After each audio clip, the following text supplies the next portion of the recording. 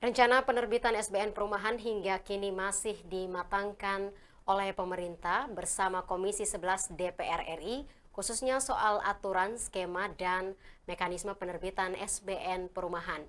Sebelum membahas potensi cuan, pertanyaannya kini apakah pemerintah masih ada ruang untuk menarik kembali utang? Untuk membahasnya lebih lanjut, saat ini telah terhubung via Zoom Ekonom Universitas Paramadina, Bapak Wijayanto Samirin. Selamat sore Pak Wija. Selamat sore, Mbak Maria. Pak Wija, terima kasih sudah bergabung bersama kami di Kabar Bursa hari ini, Pak. Sama-sama. Pak Wija, kita langsung saja. Kalau kita lihat apakah pemerintah ini masih ada ruang untuk menarik utang baru dan apakah debt service ratio ini masih aman? Bagaimana Anda melihat hal ini? Iya, kalau kita lihat space bagi pemerintah untuk menerbitkan utang baru sebenarnya sudah sangat mepet ya, terutama untuk tahun 2025-2026 karena debt service rasionya sudah sangat tinggi. Jadi situasi sekarang ini kan kira-kira 17% hingga 20% penerimaan negara digunakan untuk membayar bunga. Kemudian kalau ditambah dengan dana yang digunakan untuk membayar pokok utang itu kira-kira 45%. Jadi 45% penerimaan negara tahun ini dan tahun depan itu digunakan untuk membayar pokok dan bunga hutang. Jadi debt service ratio-nya sudah sangat tinggi. Tetapi ada harapan debt service ratio di tahun 2027-2028 ini sedikit menurun karena kewajiban untuk membayar pokok hutang yang tahun ini dan tahun depan 800 triliun masing-masing tahun itu akan mulai berkurang.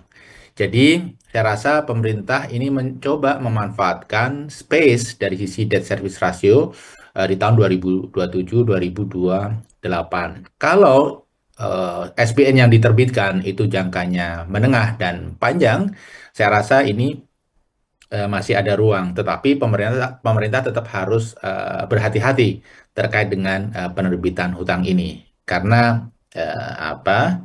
Jangan sampai AB APBN kita terbebani oleh upaya-upaya untuk membayar hutang bunga hutang itu, sehingga alokasi untuk yang lain-lain itu semakin sempit.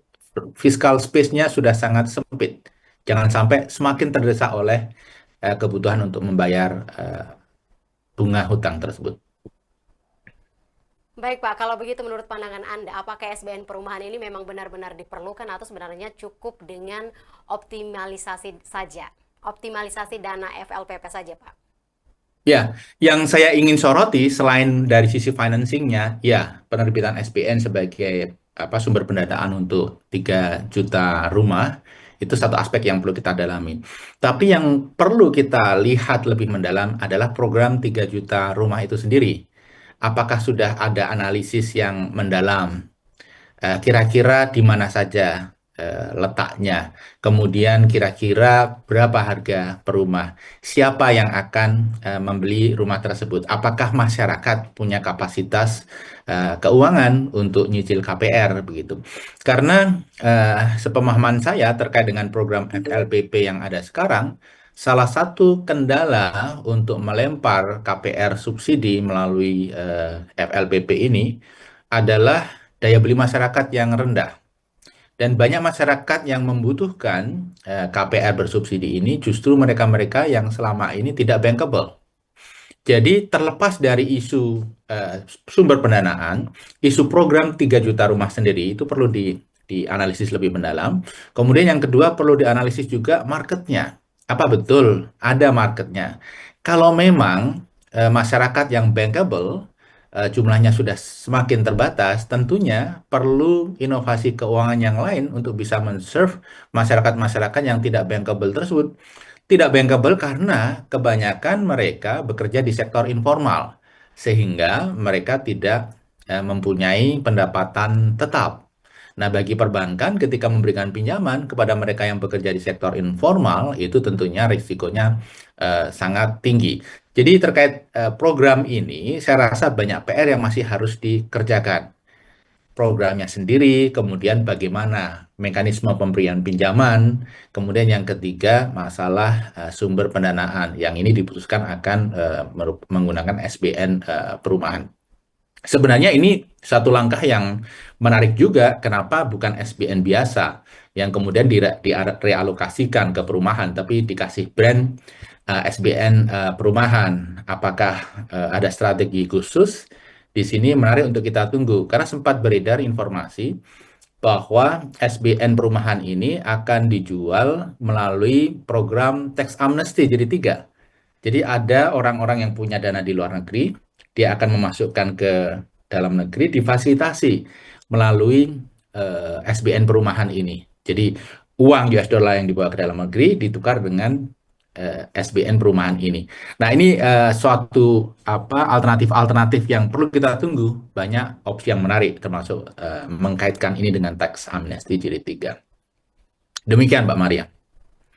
Baik, Pak Wija, kita juga melihat bahwa Gubernur Bank Indonesia mengatakan akan memberi dukungan dengan melakukan pembelian SBN perumahan di pasar sekunder. Apakah hal ini akan memicu lonjakan inflasi gara-gara peningkatan likuiditas di pasar? Bagaimana Anda melihatnya, Pak? Ya, saya melihat sekarang ini kita mengalami tren inflasi rendah yang dipicu oleh daya beli masyarakat, daya beli dunia bisnis yang sedang rendah. Jadi penerbitan SBN perumahan ini saya rasa belum akan memicu inflasi. Tapi kembali kita lihat juga berapa banyak yang akan diterbitkan. Nah, yang cukup bisa menjadi catatan adalah komitmen BI untuk membeli. Kendati pun pembeliannya di pasar sekunder, jadi ini tidak melanggar prinsip independensi BI, tapi ketika itu diumumkan di awal gitu ya, bahwa saya akan membeli di pasar sekunder, nah ini bisa juga cukup mengganggu independensi. Tetapi saya rasa apa yang disampaikan oleh BI itu untuk memberikan confidence kepada calon investor. Kalau Anda membeli di pasar primer gitu ya, Anda nggak happy, saya siap menampung di pasar sekunder. Jadi keadaan pasar sekunder, ketersediaan pembeli di pasar sekunder itu, saya rasa akan membantu pemerintah untuk memasarkan SBN perumahan ini. Baik, Pak Wija, jika kita lihat lagi, jika penerbitan SBN perumahan ini menciptakan ketergantungan pada utang dalam jangka panjang, maka strategi apa yang harus dilakukan oleh pemerintah untuk bisa keluar dari skema ini? Ya, saya rasa begini, eh, hutang itu tetap harus menjadi pilihan terakhir. Kita baru menerbitkan surat utang ketika betul-betul kita tidak punya pilihan lain. Dan kita terpaksa menganggarkan suatu program, ya, dana yang besar untuk suatu program, ketika program-program itu betul-betul penting. Jadi dimulai dari seleksi programnya. Jadi kalau memang tidak perlu 3 juta rumah untuk rakyat, kenapa programnya 3 juta? Misalnya, kenapa tidak kita mencari jumlah yang lebih realistis saja?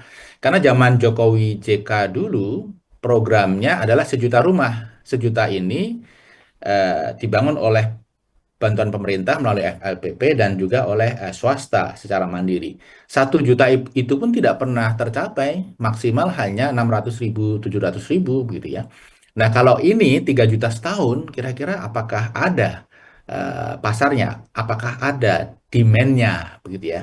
Kemudian selain itu juga kita juga harus melihat gitu tadi daya beli masyarakat, apakah ada gitu ya untuk menyerap rumah-rumah itu.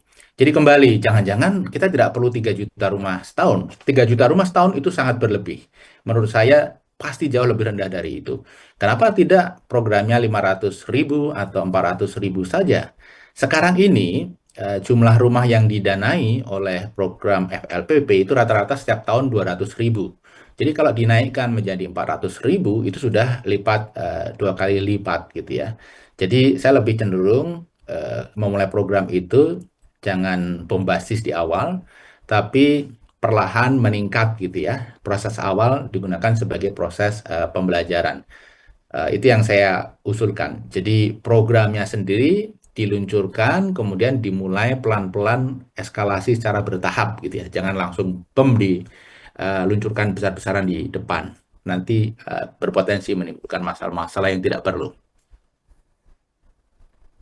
Jadi cukup ambisius ya Pak. Kita kembali lagi ke soal pembelian SBN lewat tax amnesty Pak. Apakah itu dimungkinkan? Nah, apakah ini juga merupakan strategi untuk mengantisipasi resiko SBN perumahan yang tidak terserap karena rendahnya daya beli masyarakat Pak? Ya, saya rasa itu satu satu opsi begitu ya, sebagai mekanisme untuk memasukkan uang-uang yang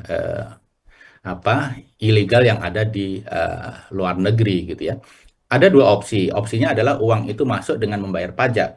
Itu satu hal yang bisa dilakukan. Yang bisa dilakukan yang lain adalah uang itu masuk melalui SBN perumahan dengan bunga yang sangat rendah dan jangka panjang begitu. Nah, ini kan dua hal yang sebenarnya kalau kita hitung-hitung present value of money-nya sama. Tapi mekanisme SBN perumahan ini kita harus akui ada superioritas sedikit. Superioritasnya dalam konteks apa? Karena ada disiplin. Jadi dana masuk itu digunakan untuk apa? Ketika sudah di branding SBN perumahan, ini betul-betul harus digunakan untuk SBN perumahan. Berbeda misalnya jika dana ini masuk dalam SBN gitu ya, yang umum, alokasinya belum pasti, bisa saja digunakan untuk hal-hal yang lain gitu. Ujung-ujungnya bisa malah jatuh ke makan bergizi gratis dan lain sebagainya. Jadi dalam konteks disiplin pemanfaatan anggaran, branding SBN perumahan ini positif saya menilai. Baik Pak Wija, menarik sekali perbincangan kita pada sore hari ini, tapi kita harus berakhir sampai di sini karena memang waktunya sudah selesai ya Pak. Nah, terima kasih Pak Wija untuk waktu dan pandangan yang sudah disampaikan kepada sahabat kabar bursa. Selamat berakhir pekan Pak Wija. Terima kasih Mbak Maria, selamat berakhir pekan juga.